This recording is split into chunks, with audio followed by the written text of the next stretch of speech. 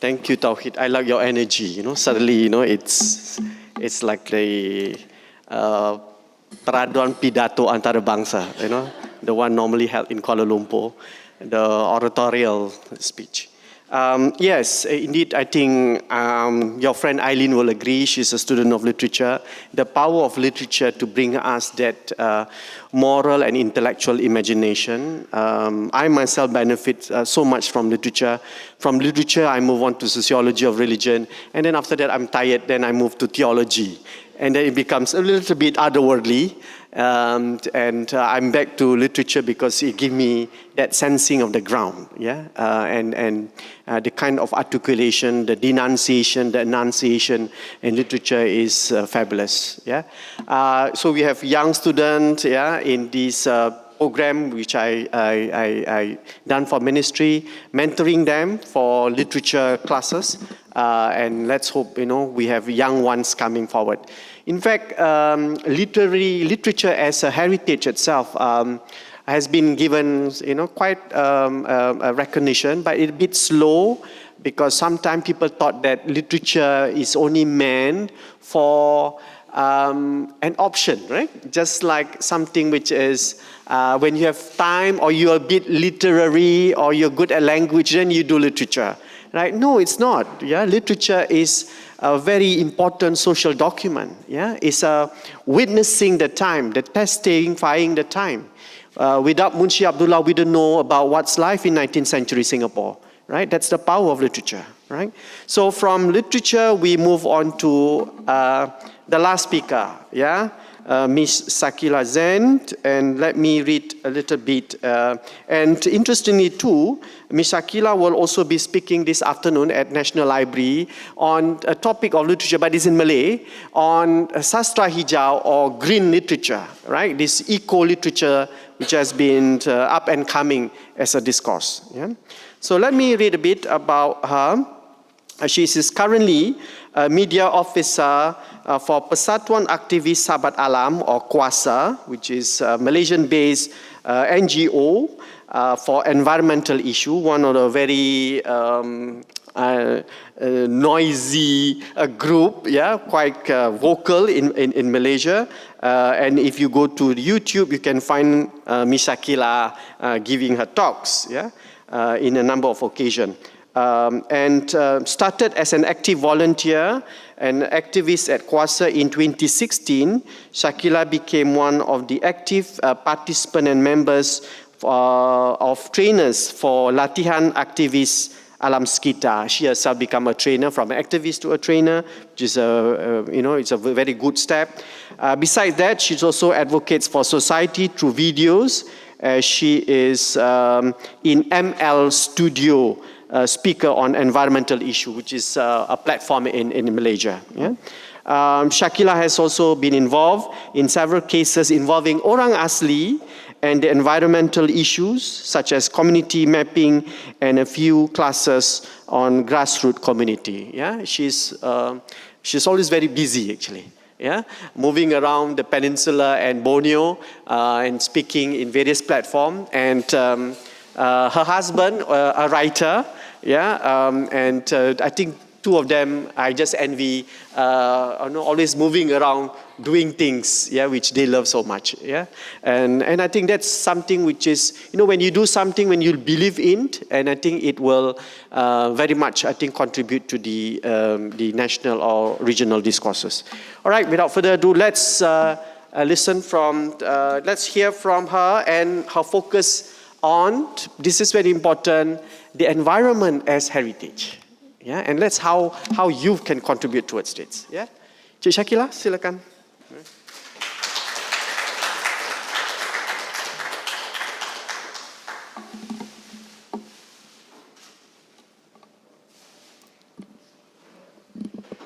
All right, good morning, everyone. I'm so nervous right now. Thank you, Dr. Azhar Ibrahim. Thank you, Malay Heritage Foundation, for inviting me. Okay, so as you know, today I would like to talk about the environment as heritage, as a Malaysian activist insight. So this is from my insight, so I don't represent all of NGOs in Malaysia, so bear with me. So this is my my presentation. Okay. So as you can see, this is me when we go for demonstration for abolish ladang hutan. Ladang hutan is like a plantation, monoculture plantation, which is Malaysia have a lot of monoculture plantation, and it should be stopped in 2019, but it's still ongoing until now. And I quoted Vandana Shiva, which I really love her thought, her ideas, and how she conducted her NGO and other work. She said, real development only happens when the people exercise their rights. We shouldn't have to give up our rights for someone else's benefits. We want development, not destruction. So basically, when we do this thing, everyone said we are anti-development. We should just sit, or we should just stay at the forest and everything. But we encourage development, but we are not into destruction. Okay, some introduction. So with my fellow speakers, they have their own reason why they started. So to me and for Kuasa itself, Kuasa have been started since 10 years ago, which it formed from Fisher Folk community at Perak, which they opposed about one of Vale Corporation from Brazil to build their factories there. And Vale is one corporation who have very bad reputation in Brazil and everywhere. You can Google it about Vale, V-A-L-E, Vale. And for me, myself, I started 5 or 7 years ago because I saw at news about orang asli or indigenous people from Kelantan. They have blockade. They do blockade at their villages because they don't want any destruction from their forest and tanah adat, customary land. So I saw about the news in Facebook, papers and everything. But when I talk about my friends at the city, I'm from Kuala Lumpur, I talk about my friends, they don't even know about that. So I think I asked my parents and they said, oh, this is just some rumors. They just want to have something like very bad implication or bad image to Kelantan government. So when this news always came to my timeline and Facebook, I just said should be a real problem because it's often there, So one day, Kuasa or Persatuan Aktivis Sahabat Alam, Kuasa is a word in Malay, which is power. So as everyone know, power, absolute power tends to corrupt, but we are not that kind of power. We empower people to know their rights through environmental democracy. Okay, so when Kuasa do their first lasak, I sign up for that because I want to prove that this is just a fake news, This is not happening in my lovely country, Malaysia. Because at KL, we don't even talk about it. So it never happened, Whenever things you don't talk at KL, Kuala Lumpur, it never happened for me at first. So I went to First Lhasa, which is now I'm part of the trainer. So I went there, and first we held our Lhasa at Cameron Highland, which is when we talk about Cameron Highland, we just like, oh, this is a very beautiful place. It's very cozy, nice, and everything. But Kuasa bring us to one community or one village of indigenous community, which is they've been displaced for 2 times. They have a huge dam there. Our Malaysian government built this dam, and just recently their villages is on the dam, and they've been displaced just below the dam. And I start thinking, what if the dam broke and everything, the water just go to the village and everything. So from that moment, I think these environmental issues are real, and no one talk about it. This is about 2016, 2017, and recently I can see everyone is talking about environment because they're being affected. Okay, for introduction, environment is not just heritage, but also social justice and women's rights. And how many young people concerned about this topic in Malaysia, and I can see a lot of them start talking about this topic. And environment in Malaysia is taken lead by the youth, and I'm very proud to say Kuasa is one of the earliest environmental activists who have youth in our working group. Okay.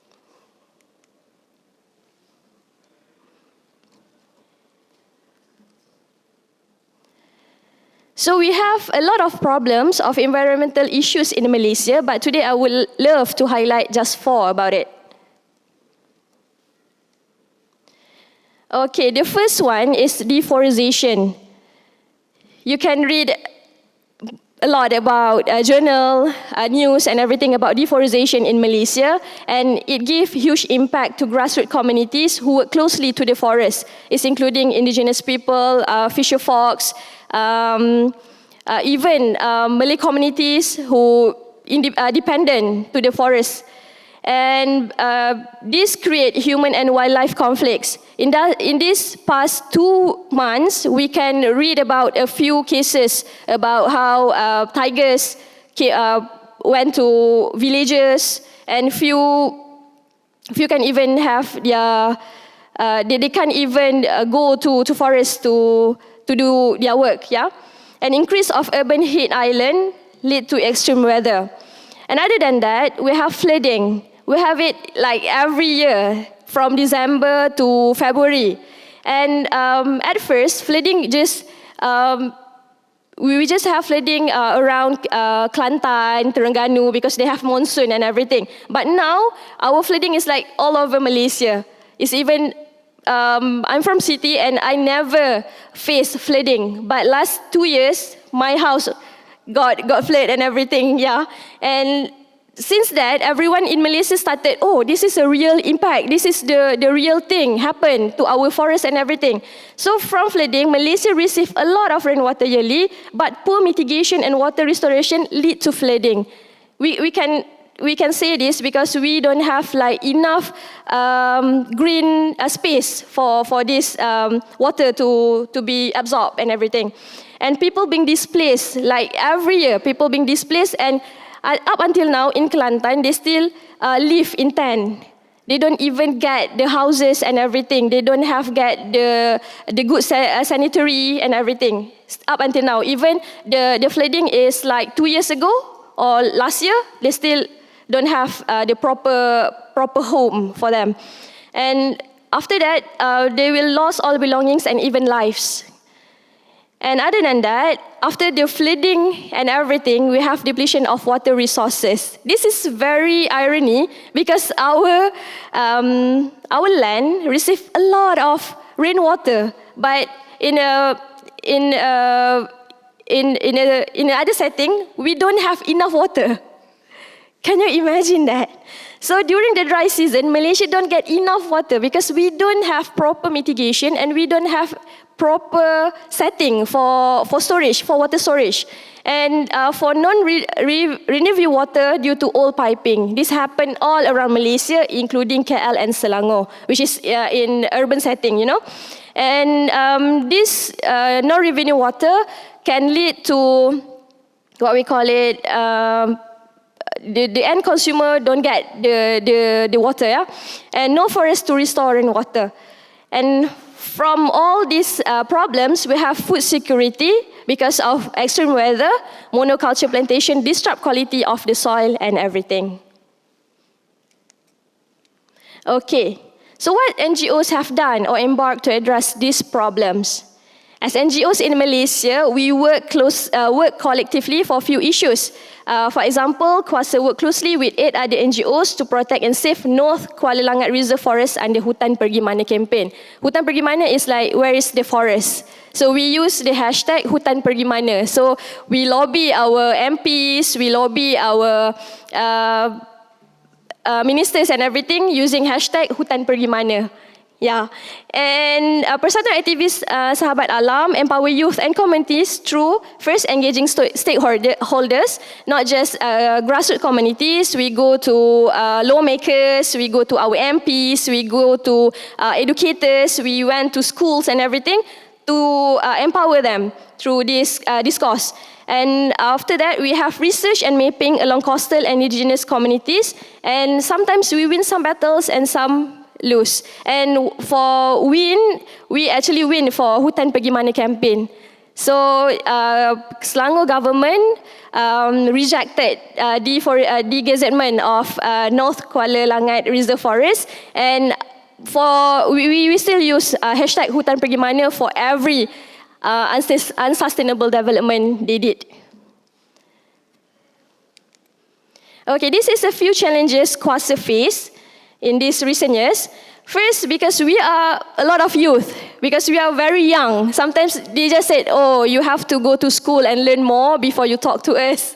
So we deemed not an expert by the authorities because we are young, troublemaker and anti-development. Because we love to go to demonstration, we love to go to schools, we love to educate people about their rights, about their environmental rights. So they label us as troublemaker and anti-development. And the second one, the lack of social exposure from young people because they don't have sense of belonging to the nature. Because we are very, very far from the nature, they don't have the sense of belonging and they don't know what role they play in this environment, you know.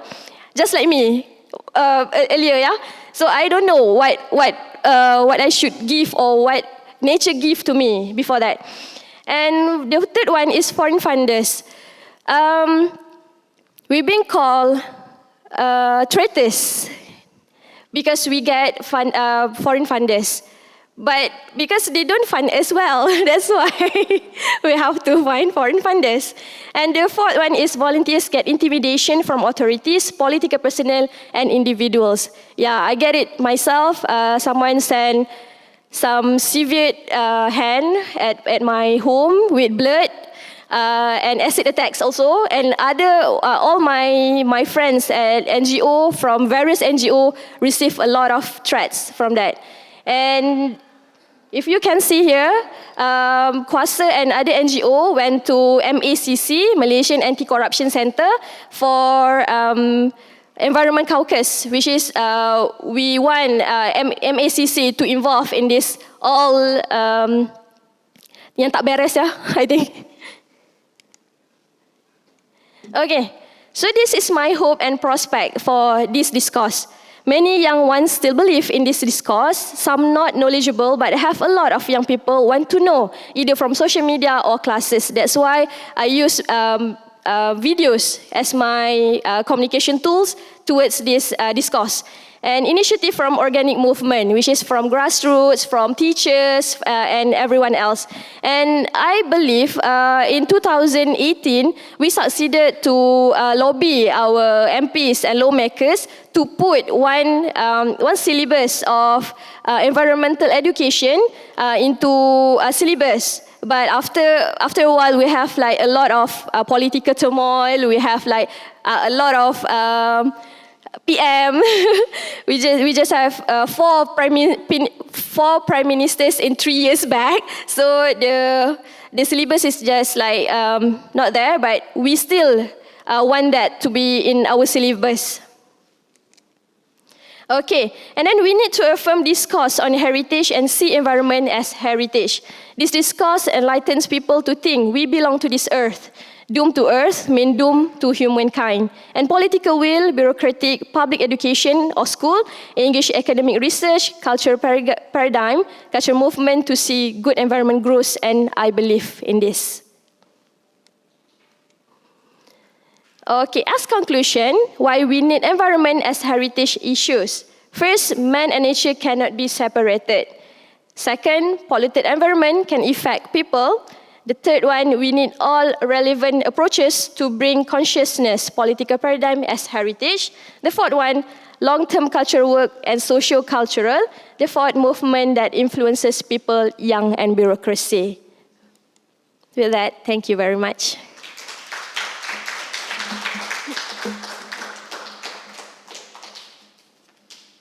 All right, thank you, Cik Shakila. Arik, normally, when we talk about heritage, we tend to be putting it in this ethno-cultural kind of category.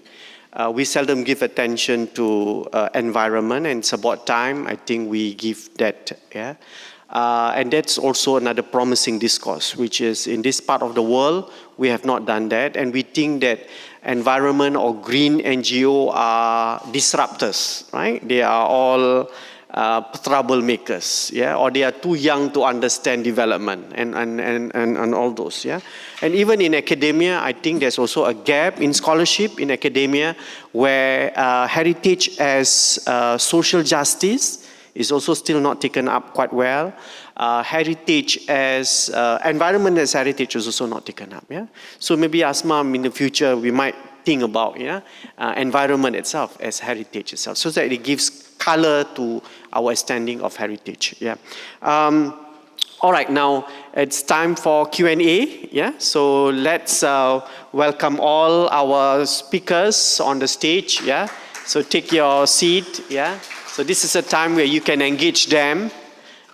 You can ask questions. And I'm sure they, some points that you need some clarity, right? You can ask them further.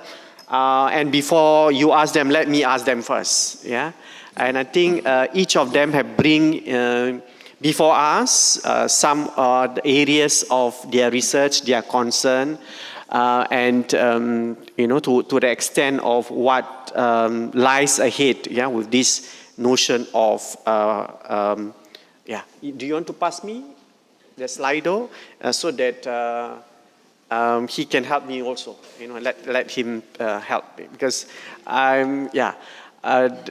there's another technological heritage which I have not mastered. So that's something which is I'm really scared and want to run away. I can do many other things in the world, but not technology. Okay. Well, so all of you, I think, young, passionate about heritage. Let me ask one question. Apart from, say, each and every one of you have highlighted your own. For example, Sokna, you begin with the kind of cultural affirmation. As a person, living in an environment where somehow people gaze at you and so on, and gaze at your community and so on. So there is this kind of anxiety on your part, but also the need to educate. Feeling that there is cultural resources that you can benefit, but at the same time, there's also the kind of challenges you face, right? That's a very good point as an opening for this forum. But would you like to share one point for you, Sokna? Apart from that, what area, let's say, if we want to do kind of like public outreach, like something like this, what sort of heritage that you will pick up? Like that might be, something you might want to think about. And that goes also to all of you, right? Not just Sokna, right? So Eileen, you have collective memory, right? Collective memory, like all those, the Hantu stories and those, but you link it with women's empowerment, and patriarchy and so on. Apart from that, what would you like to put on the table? As now Sokna says, people were looking forward on what you put on the table, right? Likewise, it will be Tauhid and it will be Shakila. These are spontaneous questions. I have never asked them, so let them think on the spot, right? And this is what forum is all about, right? Thinking spontaneously. All right, we begin with Sokna. Right. Okay, so for me, I would say dance because I've always loved dance since I was young. yeah. And so like Senegalese culture, we have a lot of like traditional dances, attire, and they're really like prevalent when it comes to like ceremonies like weddings and stuff. Those can be really long. But the best part is like the dances and the music. And so yeah, like even here, one of my CCAs is the Synergy Dance Team, and I've been enjoying like learning a different form of dance that's not like necessarily what I'm used to culturally. So yeah. Oh, wonderful. Yeah. Then I hope that next semester you come back in Singapore. You know, we would love to feature you in one of the forum on dance. Yeah. Yeah. And dance as empowerment. Well, anyway, on the 24th of this month, I'll be giving a talk on dance as empowerment at Malay WGS, yeah, or Wisma Geylang Serai. Okay. All right. That's one point. Very good. And dance has been also very strong here in Singapore. Malay Heritage Center has been, as a platform for Malay traditional dance and modern dance too. Yeah. Okay. What about you, Eileen?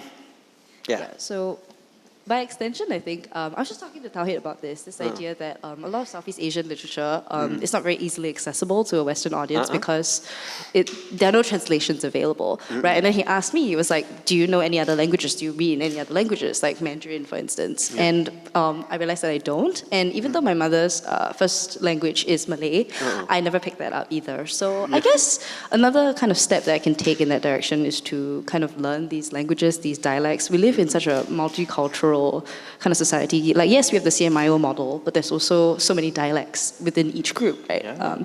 So I think that's something I'll try and delve into next, maybe learning a dialect, so I can access literature. Exactly. Yeah, language and dialect. Yeah, language and dialect. In UNESCO list, language and dialect is included. Yeah, but I'm not sure in Singapore list. Yeah, Asma? No. Yeah, we have. We not yet. We have. Yeah, but there is a potentiality to include that in the list, and therefore it gain some attention. Yeah, all right. And do you speak Kelantanese dialect yourself? Like, I understand when my parents speak it, they mix like Malay, they mix, like some of the Hokkien that's there as well. Like I can understand it, but I can't speak it. Yeah. Okay. So that's a bit of a shame, but maybe I'll learn that, while I can. Yeah, that's part of it. Yeah, the beautiful in things in Southeast Asia, right? These multilingual facets. Yeah. What about you, Tauhid? What sort of things that you want to put on the table? Another form of heritage that you want to share with others? I think. Hello. Yeah. I think. I guess something else that I'm really interested in will be anything that is related to religious discourses, be it in the form of literature, text, art, anything whatsoever that is related to literature, that is related to religion is an aspect that I think it's worthy of us discussing when it comes to the discussion of heritage. I think by and large discussions about religion necessarily, of course, but then it always focuses a lot on the theological aspects of religion, especially when it comes to the discussions of Islam. Of course, you have jurisprudence. Yes, of course, it is important. I'm not saying it's not. It is very important.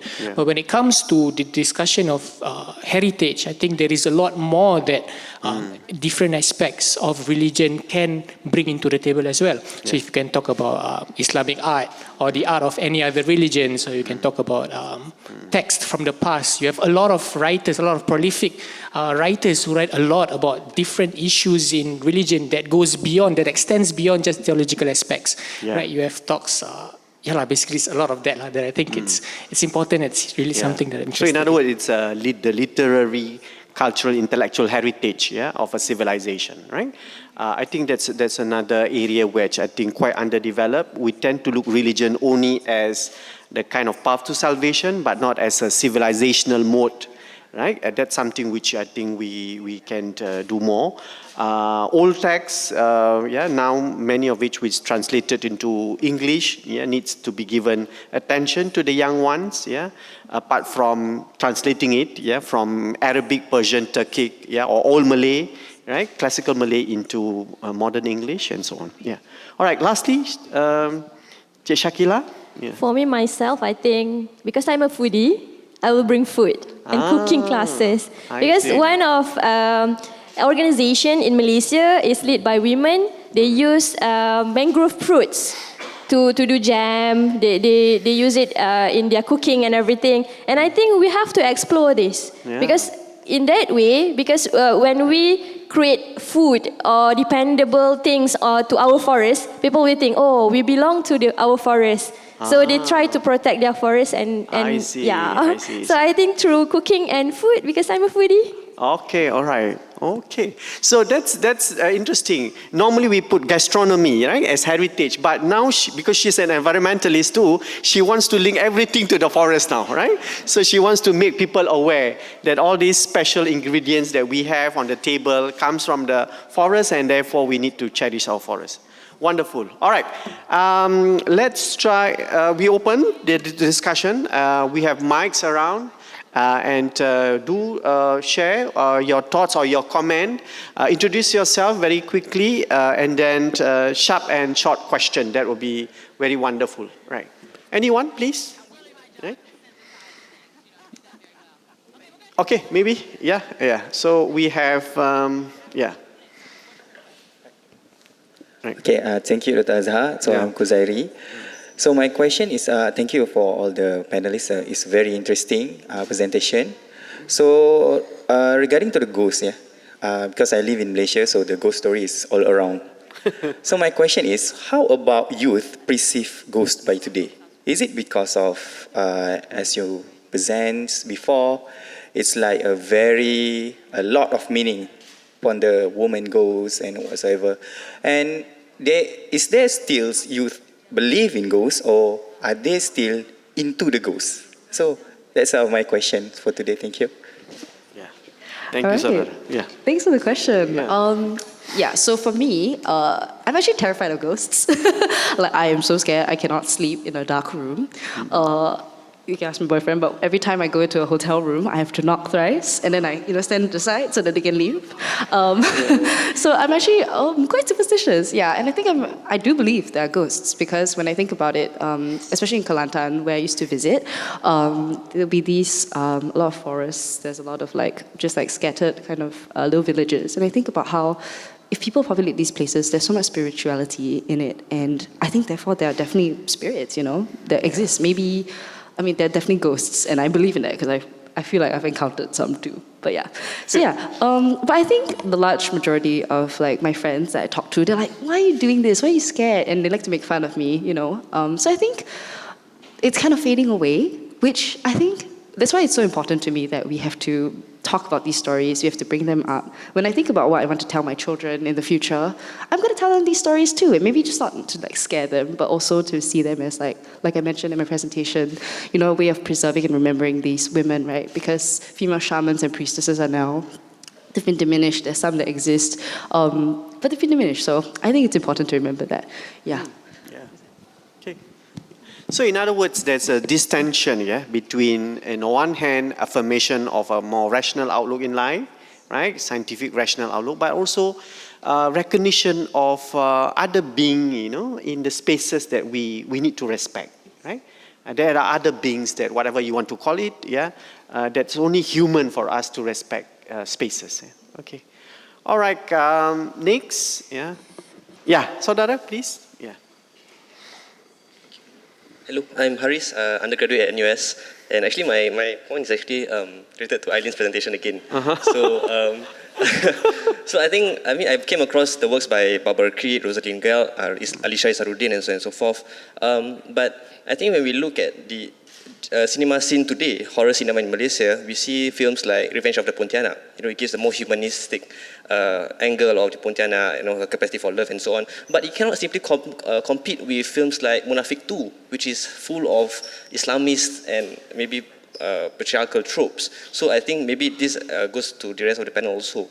Beyond just film production, it's a kind of like an ivory tower, more on the audiences. What kind of things can the audiences do to exercise their agency to, let's say, uplift more narratives to, counter the more dominant parochial ones?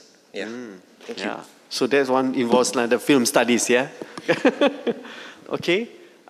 Would you like to answer that? Any one of you? Eileen especially? Huh? Yeah. Okay, yeah. Well, let her digest for a while, right? And we'll come back to that. And even Tauhid, you can answer some of those too, yeah? Let's pick up another question. Let them just process this, yeah. Anyone, please? My students from JC? Any one of you, please? Yeah, yeah. Oh, yeah, okay. Let's get for the young boy first, yeah? Or young man, rather, not young boy. Sorry. Yeah. Before we go to the young scholar. Hi, my name is Fikri. I have a question for Ms. Shakila Zen. In your introduction, you mentioned the environment, not just heritage, but social justice and women's rights. Can you expand on how you relate environment to social justice and women's rights? Yeah. Right, that's one. And then maybe we get that question from a young student to a young scholar. Hi everyone, thanks so much. It's really lovely listening to your presentation. So my question would first be to yourself, all right? So you mentioned earlier, Chimamanda's, the dangers of telling a single story, right?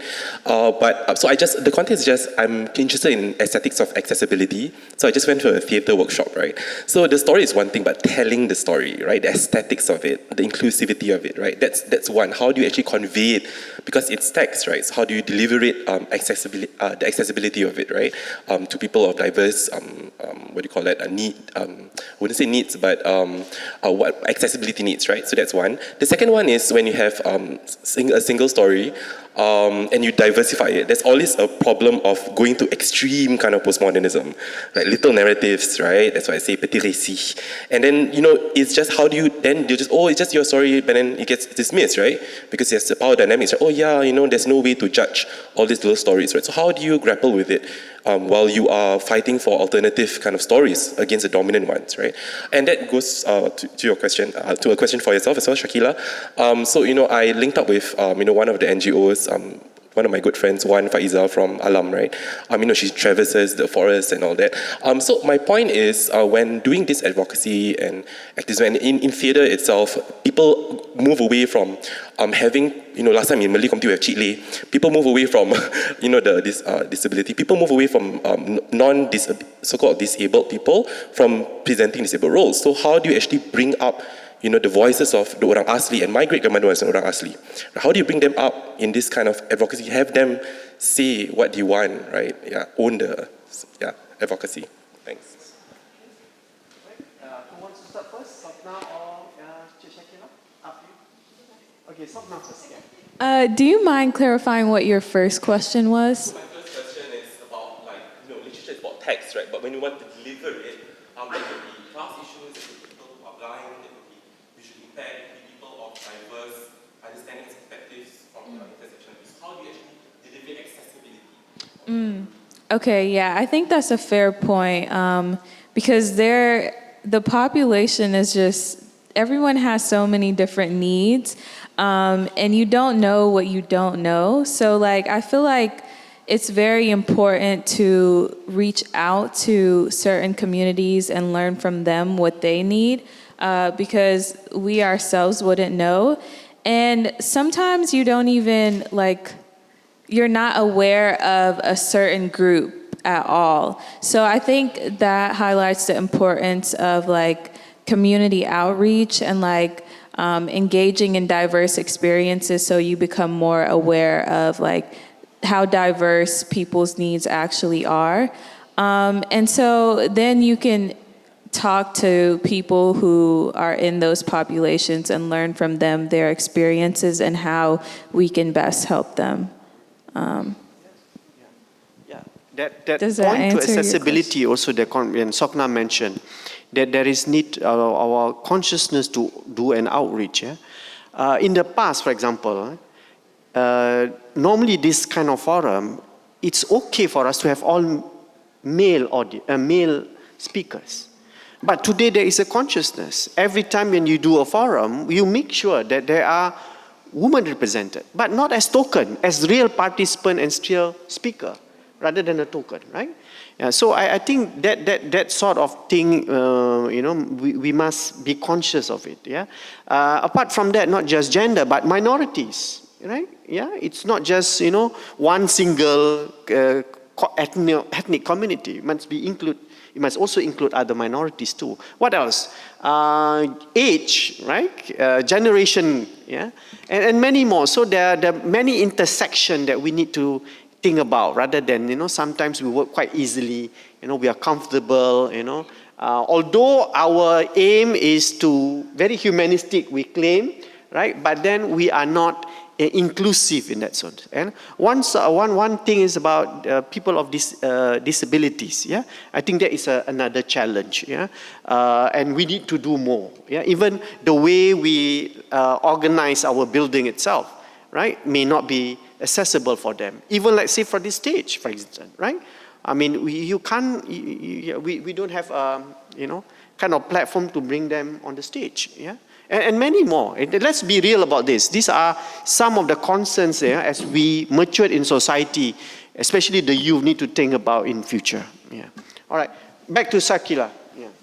Okay, thank you for the question. So, environment is about social justice and women justice because before this, people never know about their rights. So, whenever they have new projects or mega projects and everything, they just agree, oh, this is development. They like it or not, they don't have any rights, they don't have any voice and everything. But we just knew each of citizens have their rights. So we concluded into environmental democracy, which is you have the rights to be informed. You have the right to agree or disagree about that proposed project and everything. So when we talk about social justice, everyone involved. It's either you are young, it's either you are old, it's either you are poor, or either you are rich. You are equal in this process. So when we talk about social justice, before we had all these mega projects, we have one document, we call it as EIA, Environmental Impact Assessment, which is very hard to assess. So with this discussion, with this discourse, we try and we engage everyone to try to participate, and we push the lawmakers to make it accessible to everyone. And this is social justice for me. And when we talk about environment, everyone affected, mostly the poor people, yeah? So, but when we talk about development, when we talk about all the big things, all the big cooperation and everything, we never ask, is it okay for them to be involved or not to take part on this? So on social justice, it's like that. And for women justice, before this, we don't have leaders, for women leaders. Usually we just went to, all these, they call it development, they go to villages and they just ask for the head of village. Is it okay if we do this thing and that thing? And no women involved. For now, I think just 2 or 3 years recently, we had like a lot of women leaders as a head of village, and they said they collected all the voices from the villagers. They said if the villagers said no, they will say no for that development. So in this case, I think environment have like very important to strengthen our social justice and women empowerment and women justice. And for that question, I think past 7 years, I think our orang asli or indigenous people are very shy because they tend to get stigma. They tend, like everyone said, they're stupid and less powerful than others. But we try to engage with them. We went to their kampong, stay for few months. We talk with them and everything. We say like, do you really need this dam in your kampong? Do you really need this road in your kampong and everything? And surprisingly, they said, no, we don't need that because the end product, they don't even get electricity from that dam. They don't even get all the things into their kampong. They just been like, the dam is there, the flood is there and everything, but they don't even get the electricity. So they just what we call it, Sembang with us. And then we collected them and we try to do proper documentation, and we submit to everyone else, and we try to empower them. And recently, I think like almost three years now, they have one organization, we call it as Persatuan Mahasiswa Orang Asli, which is they collected all graduates, Orang Asli graduates, to protest or to voice their own voices. And we are not the bridging part anymore, because they can do it itself, themselves. Yeah. Yeah, wonderful, right? I mean, these are the ways in which the Orang Asli community itself, being empowered, to, in the past, people like your team represent them. Now they have their own circles, within, and this is what we need. I mean, learning from each other and helping those with less resources, right? And to empower them, without patronizing or being paternalistic to them, right? I think that's important. I think the challenge today is how do we get the young ones, to be more involved, cherish heritage, discourse about heritage. And heritage is not something passed down from the past. Heritage or culture, for that matter, needs to be created in that sense, right? There must be constant recreation and redefining of what heritage is all about. Otherwise, it becomes just passing down from one generation into another. Then it will be just, a very mechanical way. Each generation will create their own heritage. I think let's be fair with that. And each group in society must have access to the heritage. Right? I mean, here we're talking about wanting to make people more civilized, and how come your heritage is only, or certain income bracket that can enjoy music and fine arts, whereas the many others couldn't. So accessibility is not just about the disabled and able, but also within the social class. That must be. And another setting is that let's do more. Heritage in our education. Right?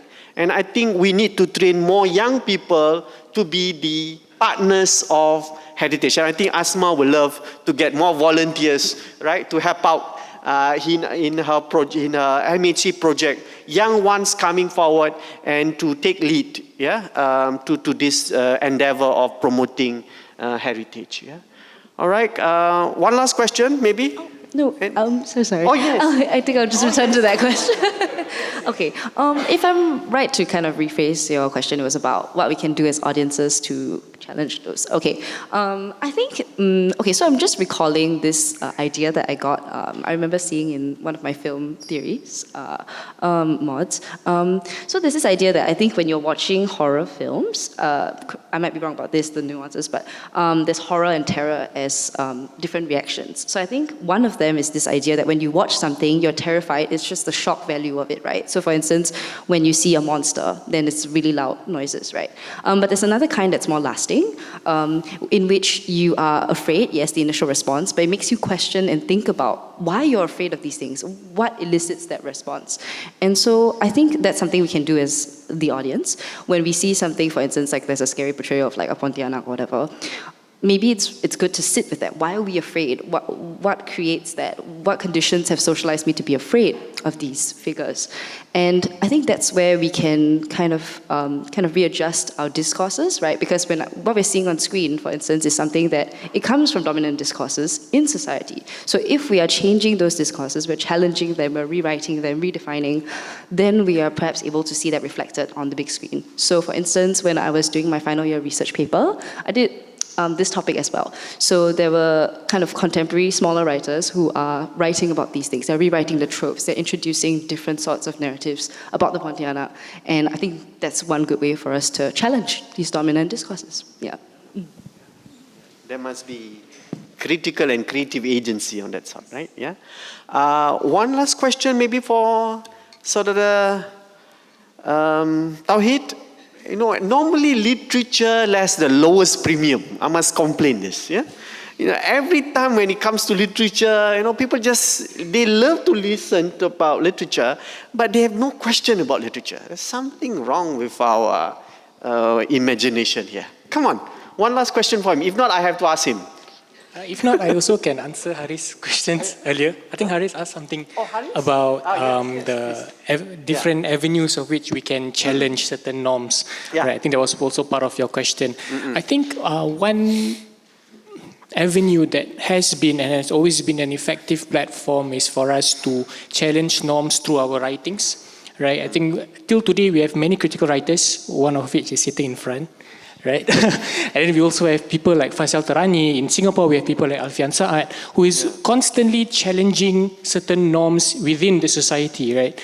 And the very fact that some of their works is being flagged up to the authorities show that they actually have a certain say, right? That they are, whatever that they are writing actually holds some form of premium in that they are threatening certain challenges. And I think for that, true writing is one way in which you can challenge norms. And in addition to that, I think beyond just writing, technology has brought us far, right? So how do you turn that writing into something that can be heard, can be spoken? I think with technology, podcasts becomes an important avenue that we can delve into when we are talking about discourses that challenges norms. I think over the years, podcasts, especially after COVID, we have many podcast channels, both locally and internationally, that talks about certain issues. Some issues, of course, less important than others, right? But nonetheless, I think podcasts can be used as a platform for us to challenge certain norms, to talk about things that are not being talked about, to talk about ideas that are being underrepresented.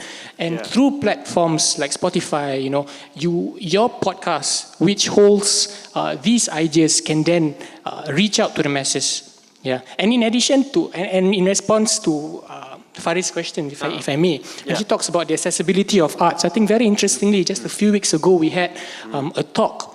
We had another forum session, and one of the speakers, Miss Aziza, right? Miss Aziza Zakaria, she talks about the accessibility of arts and how we can make arts accessible, not just as creators of arts, but also as audiences of arts. And she gave me the example of a theater where audiences were individuals or students who were on the spectrum of autism. So basically, they had autism, right? And they themselves, as audiences, they are then involved in the theater itself. And I think this is a great avenue where we can increase the accessibility of arts to people of different abilities. Yeah. But of course, granted, there are more things that there are many other things that we can look into for further improvements as well. Yeah, and that means we need to do a lot of more work, more outreach, more imagination, and more resources. Yeah, and we need friends in Temasek Foundation, who are listening to us, that we can do more.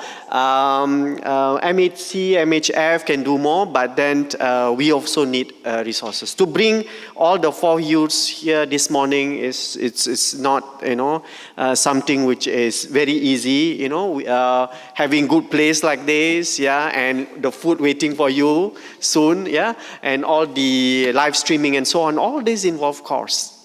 And what we need next further for this, I would love to hear some of your writings. It might be published, and who knows, when the museum is up, in 2025, you all come back again. Let's do podcasts. Asma, we should do this podcast, small talks, up in the air, and then is a representation for your voices. You've created voices. So I just want one sentence from each one and every one sentence. What would you like to see heritage of the future? What would you like to see heritage for the future? One sentence only, or maybe one word. All right? Who wants to start first? Before we close this. One sentence or one word, what would you like to see the heritage for the future? Sofna? I would say to write your own narrative and don't let stereotypes or preconceived notions stop you from defining yourself for yourself. Yes, that's lovely. Thank you. Let's give Sofna a round of applause. Next, Eileen. I like to see a collective, I think kind of similar to that, the idea of diverse narratives and voices, but pulled together collectively so we can share and access them. Yes, Yeah. thank you, Eileen. Yeah. Tauhid? I think my one sentence will be much simpler than theirs. Sentence will be heritage is for us, heritage is from us, heritage is from us and heritage should stay for us. Yes, yeah, yes, yeah. This is where the question, heritage from whom, yeah? That's a big philosophical question. Lastly, Cik Shakila? I think as I said earlier, environment as heritage and shared heritage for all of us. Yeah. All right, thank you. Yeah, heritage is meant for all of us. Yeah, and let's put our hands together for all four of them. Yeah. All right, thank you for your time. It's a lovely Saturday, and I hope we learn more from this occasion. And let's now pass to Fadli. Fadli, yes. Thank you, Dr. Azhar. Okay, another round of applause to the panelists. Thank you, Dr. Azhar, and our four guest speakers for that robust and thought-provoking discussion. I'm confident that everyone, much like myself, has immensely benefited from the insightful discourse earlier. Before we proceed to the concluding segment, I would like to invite MHF General Manager, Ms. Asma Alias, to present a token of appreciation to our four remarkable speakers for the 5th SIP Plus session this year. Okay, may I have invite the first speaker, Ms. Soknya Fall.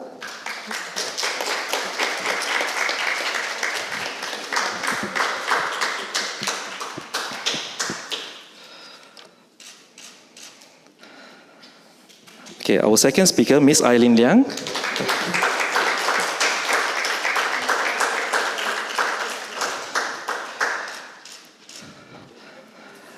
Our third speaker, the only male speaker for today, Muhammad Tauhid. Please.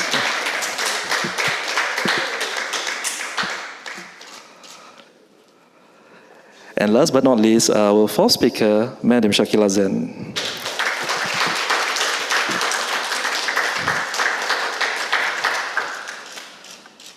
Okay, now may I invite all speakers and Dr. Azhar for a group photo together with Ms. Asma also together, yeah.